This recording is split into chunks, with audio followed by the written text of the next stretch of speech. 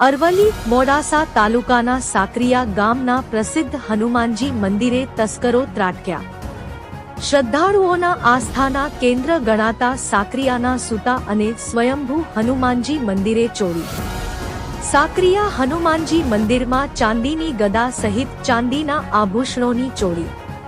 તસ્કરો ચાંદીના આભૂષણો સાથે દાનપેટીમાં રહેલ રોકડ સહિત કુલ 5.12 લાખના મુદ્દામાલની ચોરી।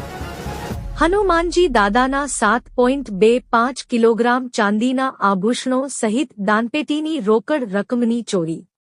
મંદિરના પાછળના ભાગેથી તસ્કરો પ્રવેશ કરીને ચોરીને આપ્યો અંજામ। તસ્કરો દાનપેટી ઉઠાવતા સીસીટીવીમાં કેદ। તસ્કરોએ રેકી કરીને ચોરીને અંજામ આપ્યો હોવાનું પ્રાથમિક તારણ। તસ્કરો દ્વારા દાનપેટી મંદિરના બાજુના ખેતરમાં લઈ તોડી પાડીને રોકડ રકમની કરી ચોરી। મંદિરમાં થયેલ ચોરી અંગે ડોગ સ્ક્વોડ અને ફિંગરપ્રિન્ટની લેવાઈ મદદ। મોડાસા રૂરલ પોલીસ જિલ્લા ચોરી અંગે ઝીણવટભરી તપાસ હાથ ધરી।